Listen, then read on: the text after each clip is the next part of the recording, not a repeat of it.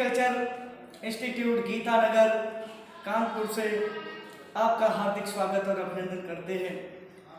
आज हम बायोलॉजी में जंतु विज्ञान और वनस्पति विज्ञान दोनों में पढ़ा जाने वाला कोशिका से संबंधित कोशिका विभाजन का भाग पढ़ेंगे। कोशिका विभाजन किस तरीके से जंतु और पादपों में विभाजन की प्रक्रिया संपन्न होगी, इसके लिए सबसे पहले हमको ये जानना पड़ेगा कि आखिर कोशिका विभाजन से क्या लाभ है। कोशिका विभाजन से दो बड़े लाभ होते हैं। नंबर एक पर कोशिका विभाजन, जैसे ही कोशिका विभाजन प्रारंभ होगा तो कोशिका विभाजन शरीर की वृद्धि करता है। जैसे जैसे कोशिकाओं में वृद्धि होगी, ये कोशिका विभाजन की प्रक्रिया द्वारा ही संभव हो पाता है। दूसरी बात यह है कि दूसरा कोशिका विभाजन का बड़ा कार्य है जन्म की कोशिकाओं का निर्माण करना। जन्म की कोशिकाएं, कोशिका और जो जन्म की कोशिकाएं होंगी वो शुक्राणु और अंडाणुओं का निर्माण करती हैं। पादपों में भी परागकण तथा अंड कोशिका का निर्माण करती हैं। कोशिका विभाजन का यही केवल महत्व है जिसने दो प्रकार के कोशिका विभाजन को जन्म दिया कि शरीर की वृद्धि के लिए होने वाला कोशिका विभाजन समसूत्री कोशिका विभाजन कहा गया। समसूत्री कोशिका विभाजन, समसूत्री कोशिका विभाजन कहा गया। जबकि शरीर की जन्मित कोशिकाओं का निर्माण करने के लिए वो चाहे शुक्राणु हो, वो चाहे अंडाणु हो, इनका निर्माण करने के लिए अर्धसूत्री कोशिका विभाजन होता है। आज हम बात करेंगे केवल शरीर की वृद्धिक या कायिक कोशिकाओं में होने वाले कोशिका विभाजन की, और ये कोशिका विभाजन है समसूत्री कोशिका विभाजन। समसूत्री कोशिका विभाजन, समसूत्री कोशिका विभाजन को अंग्रेजी में कहते हैं माइटोसिस सेल डिवीजन, यानी कि समसूत्री कोशिका विभाजन। और इसको क्या बोलेंगे अंग्रेजी में? Mitosis, mitosis cell division. समसूत्री कोशिका विभाजन की खोज डब्ल्यू फ्लेमिंग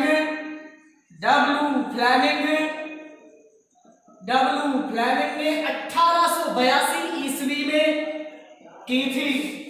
समसूत्री कोशिका विभाजन शरीर की कायिक कोशिका, शरीर की कायिक कोशिका या वर्धी कोशिका में पाया जाता है। शरीर की कायिक कोशिका या वर्धी कोशिका में पाया जाता है। समसूत्री कोशिका विभाजन प्रारंभ होने पर दो चरण कार्य करते हैं, जिनमें समसूत्री कोशिका विभाजन का पहला चरण है, समसूत्री कोशिका विभाजन का पहला चरण है कैरियोकाइनेसिस। कैरियोकाइनेसिस, कैरियोकाइनेसिस शब्द से ही ये पता लगता है कि कैरियन माने केंद्रक है, काइनेसिस माने विभाजन है। यानी कि समसूत्री कोशिका विभाजन के इस चरण में केंद्रक का विभाजन होता है। केंद्रक के इस विभाजन में इस चरण के अंतर्गत चार अवस्थाएं आती हैं, जिनकी पहली अवस्था है प्रोफेज अवस्था। इसकी सबसे पहली अवस्था क्या है? प्रोफेज अवस्था।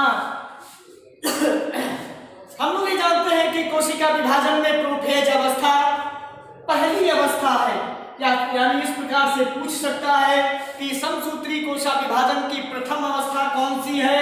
प्रोफेज। इसके बाद में अगला क्वेश्चन पूछता है कि बताएं कि समसूत्री कोशिका विभाजन की सबसे बड़ी अवस्था कौन है? तो भी प्रोफेज लगाएंगे। सबसे बड़ी अवस्था भी कौन है? प्रोफेज। इसके बाद हम लोग देखते हैं कि प्रोफेज की अवस्था में जो केंद्रक होता पहले इसका केंद्रक का आयतन बढ़ जाता है। इसके अंदर का जो क्रोमेटिन धागे होते हैं, इस तरीके से क्रोमेटिन धागों के जाल का जो है इस प्रकार का ये जाल दिखाई देने लगता है। कुछ समय के बाद केंद्र के क्रोमेटिन धागों का जाल खुलने लगता है और इस प्रकार से केंद्र के जो क्रोमेटिन धागे होंगे, ये क्रोमेटिन धागे इस प्रकार से खुल जाएंगे। इसके अगले चरण में जैसे ही आगे बढ़ेंगे तो केंद्र के क्रोमेटिन धागों का ये जाल ये जो टूट जाते हैं, इसमें से दो केंद्र के क्रोमेटिन के धागे, एक पहला हो गया, इस प्रकार से एक पहला हो गया और एक दूसरा, यानी कि जो ये दो धागे होंगे क्रोमेटिन के, ये गुणसूत्र का निर्माण करते हैं। इन दोनों को अलग अलग अर्ध गुणसूत्र या फिर अंग्रेजी में इनको क्रोमेटिड्स कहते हैं, क्रोमेटिड्स कहा जाता है। इसी प्रकार से अन्य गुणसूत्रों का निर्माण होता रहता है। प्रोफेज के अंतिम चरण में गुणसूत्र मोटे व संघनित हो जाते हैं। इसके बाद में इन गुणसूत्रों के निर्माण में जब ये दो अर्ध गुणसूत्र आपस में मिलेंगे तो इस प्रकार से एक अर्ध गुणसूत्र और दूसरा अर्ध गुणसूत्र, तो इन दोनों अर्ध गुणसूत्रों के स्वतंत्र छोर को टीलोमियर कहते हैं। इन दोनों के स्वतंत्र छोर को टीलोमियर, जबकि गुणसूत्र जहां पर दोनों मिलते हैं इसको सेंट्रोमियर कहते हैं। इसके पश्चात प्रोफेज के अंतिम चरण में क्या होगा? प्रोफेज के अंतिम चरण में जो केंद्र कला होती है, इस प्रकार से अगले चरण में केंद्र कला जो है टूटने लगती है और अब ये गुणसूत्र कहाँ जाएंगे? गुणसूत्र मध्य रेखा पर व्यवस्थित होने के लिए जाने लगते हैं और यहीं पर प्रोफेज की अवस्था समाप्त हो जाती है, जिसके बाद कोशिका विभाजन की दूसरी अवस्था आती है। कोशिका विभाजन की उस दूसरी अवस्था का नाम है मेटाफेज। इसकी दूसरी अवस्था का नाम क्या है? मेटाफेज। मेटाफेज का सबसे बेहतरीन और अच्छा क्वेश्चन ये पूछा जाता है कि आखिर कोशिका विभाजन की किस अवस्था में गुणसूत्र सबसे स्पष्ट दिखाई देते हैं। जब गुणसूत्र स्पष्ट दिखाई देंगे तभी गुणसूत्रों को गिना जा सकता है और इसलिए दोनों प्रकार से एक क्वेश्चन पूछा गया कि यह कोशिका विभाजन की दूसरी अवस्था है मेटाफेज, जिसमें गुणसूत्र स्पष्ट रूप से दिखाई देंगे। अगला अर्थात इसको दूसरे रूप में भी पूछा जा सकता है कि गुणसूत्रों को किस अवस्था में गिना जा सकता है। तो गुणसूत्र यो भी मेटाफेज में गुणसूत्र सर्वाधिक स्पष्ट, गुणसूत्र सर्वाधिक स्पष्ट और दूसरा इसका भाग आएगा कि गुणसूत्रों की गिनती की जा सकती है। गुणसूत्रों की गिनती की जा सकती है। दूसरा इसमें आएगा कि गुणसूत्रों की गिनती की जाएगी। मेटाफेज की इस अवस्था में जैसे ही गुणसूत्र मध्य रेखा पर व्यवस्थित होने लगते हैं तो केंद्र कला चूंकि समाप्त हो चुकी थी, अब इसके बाद में मध्य रेखा पर गुणसूत्र व्यवस्थित होंगे। मध्य रेखा पर जब गुणसूत्र व्यवस्थित होंगे तो ये गुणसूत्र तुर्क तंतु की सहायता से इस तरीके से व्यवस्थित हो जाते हैं। गुणसूत्र ये जो तुर्क तंतु होता है, यह है तुर्क तंतु। इनका निर्माण तारक या सेंट्रोसोम से होता है। गुणसूत्र जब मेटाफेज में मध्य रेखा पर आएंगे, ये है मध्य रेखा, तो मध्य रेखा पर आने वाले गुणसूत्र इस प्रकार व्यवस्थित होंगे कि गुणसूत्र के सेंट्रोमियर का भाग मध्य रेखा पर, गुणसूत्र के टीलोमियर का भाग इनके विपरीत ध्रुवों पर रहेगा। ये विपरीत एक ध्रुव ये है, एक ध्रुव ये है। इन विपरीत दोनों पोल या ध्रुवों की तरफ इस प्रकार से व्यवस्थित हो जाते हैं। इसके बाद में जैसे ही मेटाफेज समाप्त होने वाली होगी तो मेटाफेज के अंतिम चरण पर ये जो गुणसूत्र होगा, ये गुणसूत्र इस प्रकार से अपने सेंट्रोमियर वाले स्थान से विभाजित हो जाता है। तुर्क तंतु अभी भी बने हैं। सुव्यवस्थित तुर्क तंतुओं का निर्माण ट्यूबुलिन प्रोटीन से होता है। इस प्रकार मध्य रेखा पर ये गुणसूत्र विपरीत प्रतिकर्षण के कारण इस प्रकार से विभाजित हो जाते हैं और इसी के साथ में ये मेटाफेज की अवस्था समाप्त हो जाती है। इसके बाद में कोशिका विभाजन की तीसरी अवस्था आती है जिसका नाम है एनाफेज। कोशिका विभाजन की तीसरी अवस्था कौन सी है? एनाफेज। हम सबको पता है कि कोशिका विभाजन की सबसे छोटी अवस्था कौन सी होती है? तो कोशिका विभाजन की सबसे छोटी अवस्था कौन है? एनाफेज। ये सबसे छोटी अवस्था है। कोशिका विभाजन की तीसरी व सबसे छोटी अवस्था एनाफेज की इस अवस्था में जैसे ही गुणसूत्र जो कि पहले मध्य रेखा पर तुर्क तंतु की सहायता से जो व्यवस्थित थे, ये गुणसूत्र इस प्रकार से विपरीत प्रतिकर्षण के कारण अलग हो चुके थे।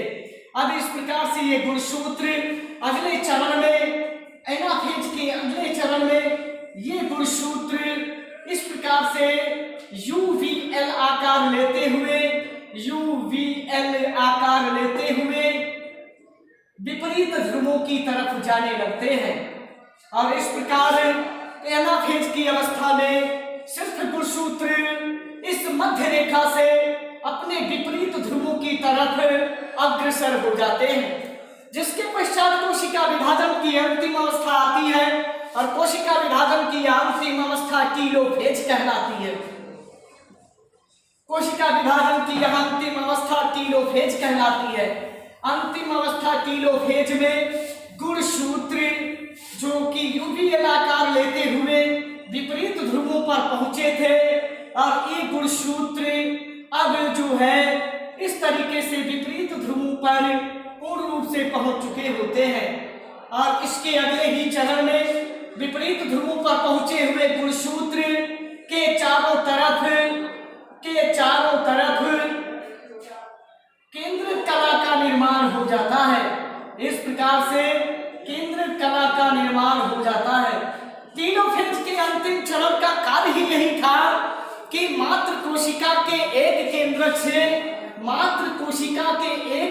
जो मात्र कोशा थी, इस मात्र कोशा के एक केंद्रक को दो पुत्री केंद्रकों में विभाजित कर देना और टीलोफेज के समाप्त होने पर दो पुत्री केंद्रक का निर्माण हो जाता है।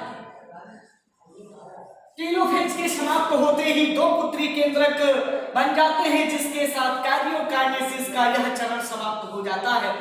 एक बार पुनः देखते हैं कि समसूत्री कोशिका विभाजन के कैरियोकाइनेसिस की चार अवस्थाएं हैं, जिनमें नंबर 1 पर आता है प्रोफेज, जिसमें नंबर 2 पर आता है मेटाफेज, जिसमें नंबर 3 पर आता है एनाफेज और जिसमें नंबर 4 पर आता है टीलोफेज, जिसमें नंबर 4 पर आएगा टीलोफेज। और इस प्रकार से ये कोशिका विभाजन में केंद्र को विभाजित करने के कैरियोकाइनेसिस की चार अवस्थाएं हैं, लेकिन अभी कोशिका विभाजित नहीं हुई है क्योंकि कोशिका विभाजन का अगला चरण जिसका नाम है साइटोकाइनेसिस, कोशिका विभाजन के अगले चरण का नाम है साइटोकाइनेसिस। कोशिका विभाजन के अगले चरण का नाम क्या है? साइटोकाइनेसिस। साइटोकाइनेसिस के यानी साइटो माने साइटोप्लाज्म, काइनेसिस माने होता है विभाजित होना। कोशिका विभाजन के इस चरण में कोशिका का कोशा द्रव्य विभाजित होता है। कोशिका का क्या विभाजित होगा? कोशा द्रव्य। हम लोगों ने देखा कि टीलोफेज के अंतिम चरण में एक कोशिका के अंदर दो केंद्रक बन गए थे और इन दो केंद्रकों में चूंकि केंद्रक का निर्माण हो गया, लेकिन इसके अभी कोशा द्रव्य का विभाजन नहीं हुआ। तो साइटोकाइनेसिस के चरण में दो प्रकार से कोशिका विभाजन होगा। ये जो साइटोकाइनेसिस होगा यानी कोशिका जो विभाजित होकर दो पुत्री कोशिकाएं बनाएगा, इन पुत्री कोशिकाओं का निर्माण दो विधि से होता है। पहली जो विधि है इसका नाम है अंतर्वलन विधि, अंतर्वलन विधि। और इस प्रकार की यह अंतर्वलन विधि सिर्फ और सिर्फ जंतु कोशिकाओं में पाई जाती है। पूछा जाता है कि जंतु कोशिकाओं में कोशा द्रव्य का विभाजन होता है किस विधि के द्वारा? तो अंतर्वलन विधि। और ये केवल किस में पाई जाएगी? जंतु कोशिका में।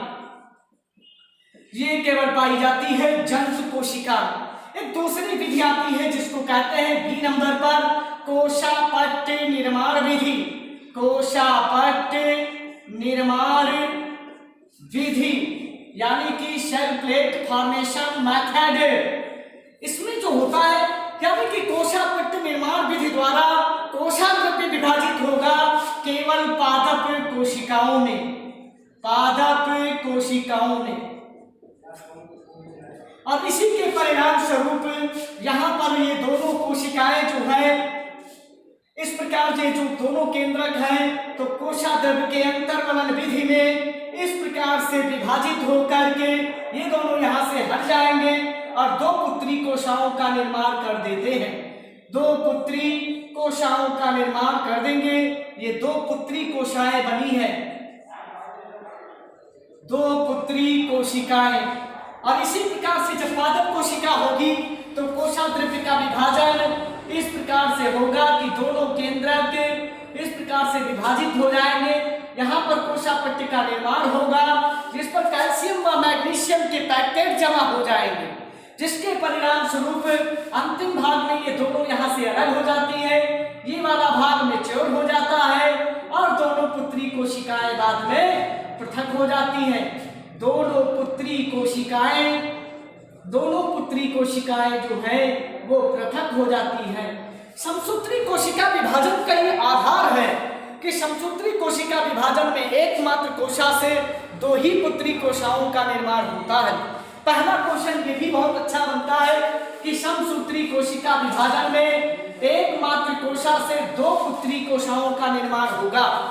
दूसरी बात कि समसूत्री कोशिका विभाजन में बनने वाली पुत्री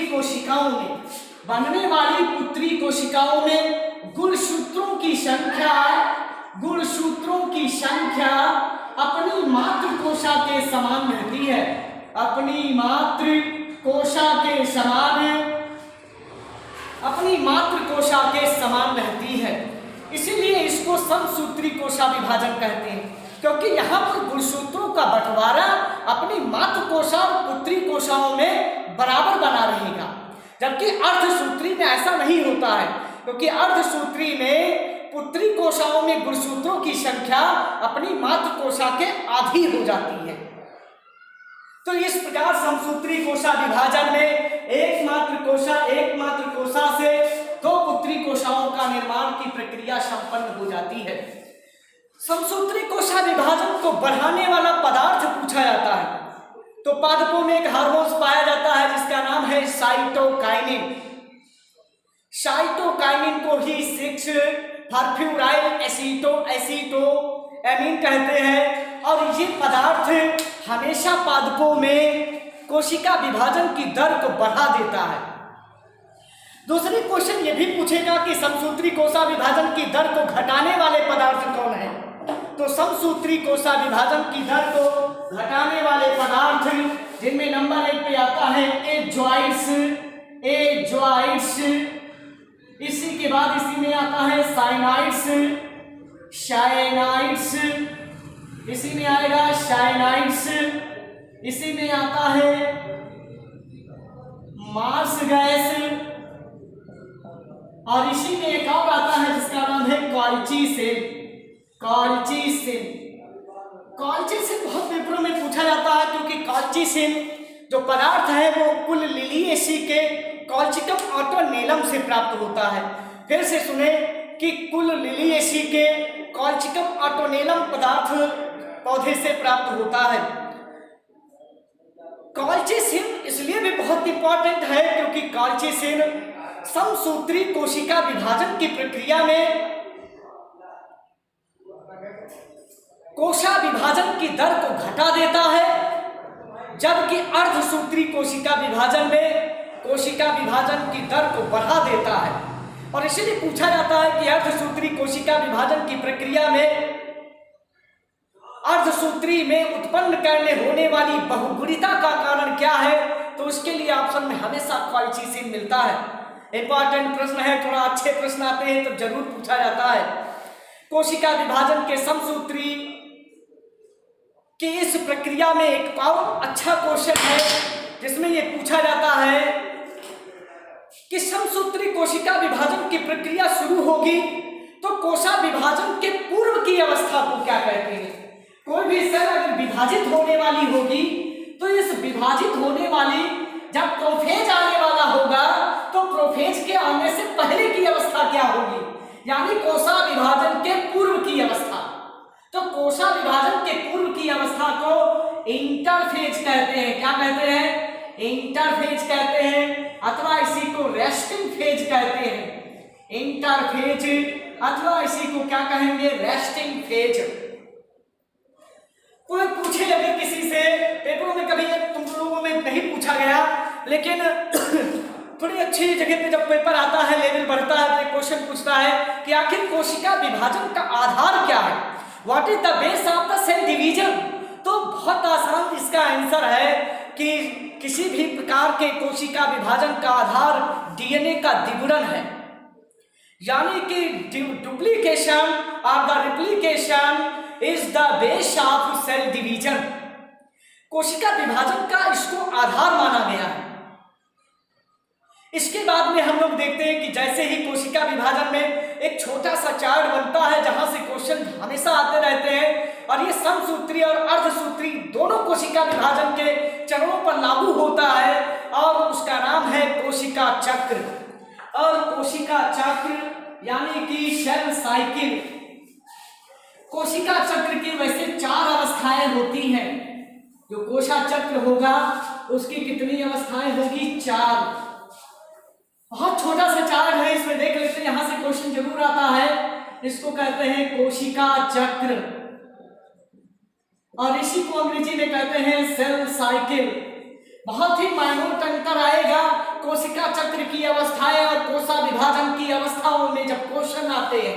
तो इस कोशिका चक्र की खोज, इसके जो खोज करता थे वो है पेल्क एंड हावर्ड। इसके खोज करता है पेल्क एंड हावर्ड। इसके खोज करता है पेल्क एंड हावर्ड। इसकी 4 कोशिका चक्र की खोज पेल्क एंड हावर्ड ने की थी। इसमें 4 अवस्थाएं आती हैं, जिनमें कि नंबर 1 पे जीवन आता है, नंबर 2 पर यस अवस्था आती है, नंबर 3 पर G2 अवस्था आती है, और नंबर 4 पर M अवस्था आती है। क्वेश्चन पूछेगा कोशिका चक्र की सबसे लंबी अवस्था कौन सी है, तो जीवन को कोशिका चक्र की सबसे लंबी अवस्था मानेंगे। कोशिका को क्या करेंगे? इसके जीवन को जो है कोशा चक्र की सबसे लंबी। क्वेश्चन में अंतर देखें कि कोशा विभाजन की सबसे लंबी अवस्था तो प्रोफेज लगाएंगे, लेकिन कोशा चक्र की सबसे लंबी अवस्था पूछेगा तो जीवन लगाएंगे। उसके बाद कोशिका चक्र की सबसे छोटी अवस्था होती है एम फेज। एम फेज सबसे क्या है? छोटी अवस्था है। इसके बाद में देखते हैं कि जीवन, एस, G2 और M चारों के कार्य क्या है। जीवन का कार्य होता है आरएनए व प्रोटीन का संश्लेषण। आरएनए व प्रोटीन का संश्लेषण। आरएनए व प्रोटीन का संश्लेषण, यह संस्था बहुत इंपॉर्टेंट है, बहुत बार पेपरों में पूछी गई है। और इस अवस्था में होता है डीएनए व हिस्टोन प्रोटीन। डीएनए व हिस्टोन प्रोटीन का संश्लेषण। डीएनए व हिस्टोन प्रोटीन का संश्लेषण। और G2 अवस्था में कोशिका के अन्य कोशिकीय पदार्थों का संश्लेषण। अन्य कोशिकीय पदार्थों का संश्लेषण। अन्य कोशिकीय पदार्थों का संश्लेषण। अन्य कोशिकीय पदार्थों का संश्लेषण। और M अवस्था जो होती है, इसी अवस्था को कहते हैं केंद्रक विभाजन की अवस्था। इसी को कहते हैं केंद्रक विभाजन की अवस्था। केंद्रक विभाजन की अवस्था। और इसी केंद्रक विभाजन की अवस्था में 4 आते हैं, प्रोफेज, मेटाफेज, एनाफेज, टीलोफेज। इसमें आता है प्रोफेज, इसी में आता है मेटाफेज, इसी में आता है एनाफेज, और इसी में आता है टीलोफेज। और इसी में आएगा क्या? टीलोफेज। बस इतना ही क्वेश्चन तुम्हारे स्तर पर जो है कोशिका चक्र से पूछे जाते हैं। एक बात अपना देख लेते हैं कि कोशिका चक्र की खोज की थी पेल्क एंड हावर्ड ने। कोशिका चक्र की 4 अवस्थाएं होती हैं, G1, S, G2 और M अवस्था। जीवन कोशिका चक्र की सबसे बड़ी अवस्था है, जिसका कार्य है आरएनए व प्रोटीन का संश्लेषण करना। इस अवस्था में डीएनए व हिस्टोन प्रोटीन का संश्लेषण होता है। उसके बाद G2 अवस्था में अन्य कोशिकीय पदार्थों का संश्लेषण होगा। लेकिन M अवस्था सबसे छोटी अवस्था है, इसको केंद्रक विभाजन की अवस्था कहते हैं। और इसमें केंद्रक जब विभाजित होता है तो प्रोफेज, मेटाफेज, एनाफेज और टीलोफेज आते हैं। तो इस प्रकार से कोशिका चक्र और समसूत्री कोशिका विभाजन पर आज बात की गई। और सभी लोगों से ये निवेदन है कि वीडियो को पूरा देखें, अपनी कॉपी पर लिखें, वीडियो में कमेंट करें, लाइक करें। हर वीडियो के कमेंट बॉक्स में ही जो भी प्रश्न पूछना चाहें वो भी पूछ सकते हैं। आज के लिए कोशिका विभाजन में इतना ही। और आज के लिए कोशिका विभाजन के बाद जो अगला चरण आएगा वो अर्धसूत्री कोशिका विभाजन का भी आएगा। और इसके बाद में कोशिका विभाजन में जो आंकिक प्रश्न आते हैं वो पूछे जाएंगे और उनको भी हल कराया जाएगा। आज के लिए हमारे सहयोगी परम मित्र जो है शशांक राजपूत, सचिन सर और कोचिंग के संस्थापक श्री शिव कुमार कनौजिया जी, आप सभी का आभार। सभी लोग हंसते रहे, मुस्कुराते रहे और वीडियो देखते रहे, पढ़ाई करते रहे, क्योंकि सिलेक्शन लेना है तो पढ़ना ही पढ़ना होगा। एक दृढ़ संकल्प लेना होगा अगर पढ़ाई करना चाहते हो, अगर जो है सिलेक्शन लेना चाहते हो। थोड़ी 2-1 मिनट की केवल बात बताता हूं कि बिहार में एक जिला है गया और इस गया में एक गांव है गहलोर। इस गहलोर गांव का एक आदमी था जिसने अपने जीवन के 22 साल तक पहाड़ को काट कर रास्ता बनाया। 300 फीट लंबी सड़क पहाड़ को काटी और जो चौड़ाई में 30 फीट और पहाड़ की ऊंचाई 25 फीट थी। इस पहाड़ को काटा तो अरतरी से लेकर वजीरगंज के बीच की 55 किलोमीटर की दूरी को 15 किलोमीटर में बदल दिया। 22 सालों के अथक और निस्वार्थ कार्य और दृढ़ संकल्प ने उस व्यक्ति को भारत में Dashrath Ram Manjhi the mountain man of India के नाम से जाना जाता है। अगर दृढ़ संकल्प हो तो दशरथ राम मांझी जैसा सामान्य व्यक्ति असामान्य बन गया। और दृढ़ संकल्प है तो इस से क्या जहां भी चाहोगे दुनिया भर में हर जगह संकल्प मिलेगा। इसलिए दृढ़ संकल्प, निरंतरता और मेहनत को बनाए रखें।